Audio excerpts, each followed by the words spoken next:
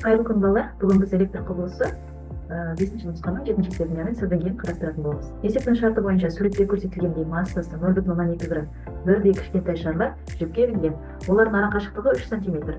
Шарлардын ар кайсысынан 1,10 нанокулон заряд берилген болсо, жиптин А, Б жана Б бөлүктөрүндөгү кирлүү күчү кандай экенин аныктаңыз. Зарядтар аттас дейт. Сүрөт анык болуу үчүн, яны денеге асер этип аткан, шарларга асер этип аткан күчтөрдү салуу үчүн төмөнкү сүрөттүн үлкөндүгүн салып койдум. Мында эки шарлар bir жипке илинген. Осы жердегі АБ бөлігі мынау А, мына жерimiz Б. Осы екеуінің арасындағы керілу күшін және БС бөлігіндегі керілу күшін табу керек. Бірінші, төмендегі М2-ді белгілеп алдық. Осы шарға әсер ететін күш төменге қарай тарататын ауырлық күші және екі шар аттас заряд болғандықтан олардың кулон күші бір-бірін тебеді. Және кулон күші әсер етіп отыр. Соған қарама қарсы мынау БС бөлігіндегі жіптің керілу күші. Ал бірінші денеге әсер етіп отқан төменге қарай тартып тұратын осы БС бөлігіндегі керілу күші және осы дененің ауырлық күші. Ал оған қарама қарсы кулон күші мен АБ бөлігіндегі жіптің керілу күштері әсер етіп отыр. Есептің берілгенін жаздық, оларды халықаралық бірліктер жүйесіне айналдырып алдық. Енді формуласына келетін болса, бірінші БС бөлігіндегі жіптің керілу күші, оған қарама қарсы кулон күші мен ауырлық күші әсер етіп тұр. Ал АБ бөлігіндегі керілу күшіне, АБ бөлігінде мында кулон күші мен жіптің керілу күші екеуі бір жаққа бағытталған, сондықтан қосамыз F кулон тең болады. Оған қарама қарсы mg ауырлық күші және BS бөлігіндегі жіптің керілу күші mg плюс BS болып тұр. BS бөлігіндегі жіптің керілу күшінің өзі кулон күші мен ауырлық күшінің қосындысына тең. Орнына қоятын болса, мында ТАБ-ны тапсақ, керілу күші теңдіктің екінші жағына өтті. mg минус F керілу, кулон күші. Енді BS бөлігінің орнына мына форманы алып келіп жаза аламыз. Кулон күші қосылған mg. Кулон күштері қысқарып кетті. 2 mg-ға тең болды. Міне формуласын түрлендіріп алдық. Енді шешуі.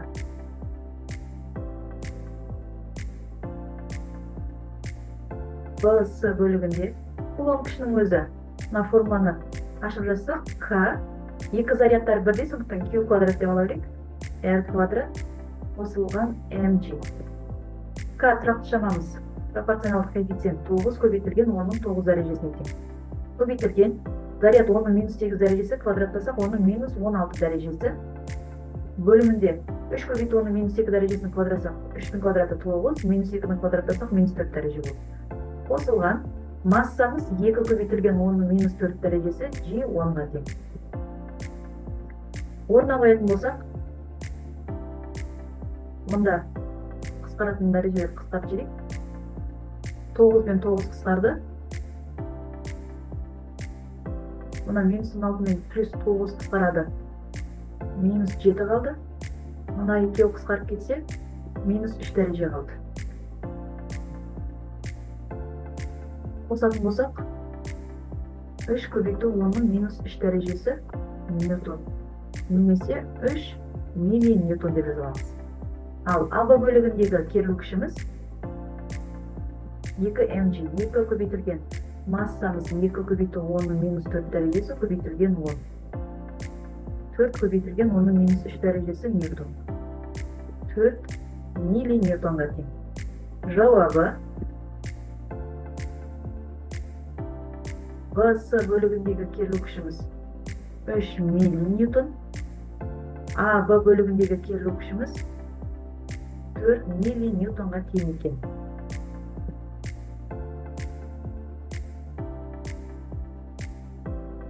Келесі 6-шы нұсқаның 7-ші есебі.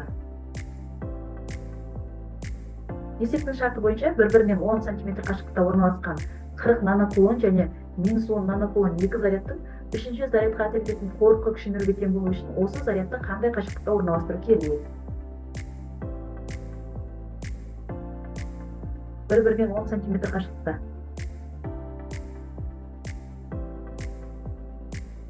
40 нанокулон минус 10 нанокулон.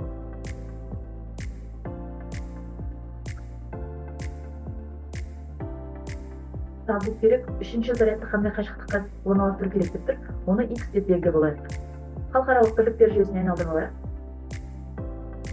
10 сантиметріміз 10 көбейтілген 10-ның минус 2 дәрежесі метр. Немесе 10-ның минус 1 дәрежесі метр деп жазамыз. 40 нанокулон 40 нано минус 9 дәрежесі.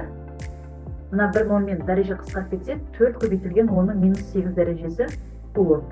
Сол сияқты мұнда минус 10-ның минус 8 дәрежесі кулон деп жазаламыз. Формуласы сурет мысал қарастырайық бірінші. Екі зарядталған шар. Оң заряд, екіншісі теріс заряд. Бастапқыда екеуінің ара қашықтығы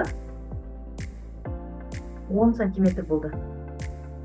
Осы екеуінің арасына үшінші зарядты әкеліп орналастыратын болсақ, үшінші зарядымыз мына екеуінің арасын біз x деп белгілесек, мына екеуінің арасын 0,1 минус x деп белгілеп алуға болады. Олардың арасындағы қорытқы күші 0-ге тең деп айтып жатыр.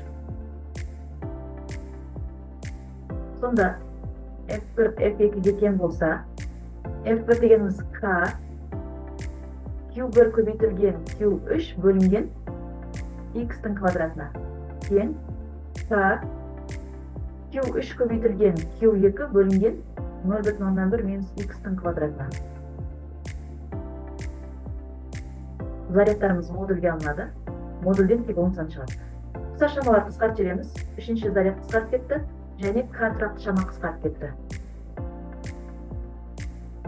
Қалған шамаларды жазып шықсақ, Q1 X квадрат тең Q3 0,1 минус X-тің квадратына. Пропорция түрінде екеуінің орнын ауыстырып жүрсек, 0,1 минус x-тің квадраты бөлімінде x-тің квадраты тең Q2 мұнда. Q2 бөлінген Q1. Квадраттан құтылу үшін теңдіктің екі жағын түбірасына алып береміз. 0,1 минус x бөлінген x тең түбірасында Q2 бөлінген түбірасында Q1-ге. Пропорция түрінде көбейтетін болсақ, түбірасында Q1 көбейтілген 0,1 минус түбірасында Q1 көбейтілген x тең түбірасында Q2 көбейтілген x. X барларды бір жаққа жинақтап, осыдан x-ның өзін табатын болсақ, алғанда түбірасында Q1 көбейтілген 0,1 бөлімінде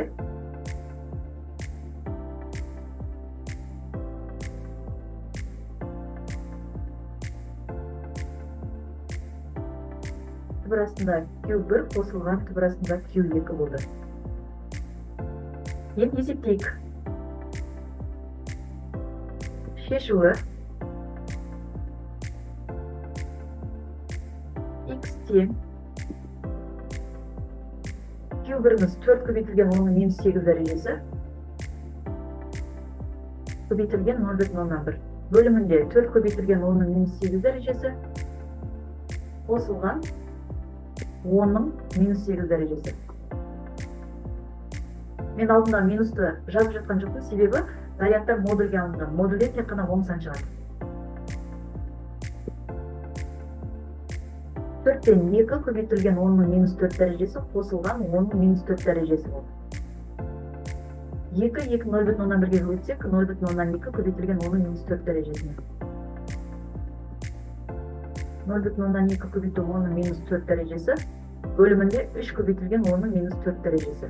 Дәрежелер қысқарып кетеді, 10-ның минус 4 дәрежесі мен 10-ның минус 4 дәрежесі. 0,2-ні 3-ке бөлеміз. 0,100-ден 60. 106 немесе 1067 метр. Немесе 6,07 сантиметр деп жазсақ болады. Жауабы x-іміз 6,07 сантиметрге тең екен.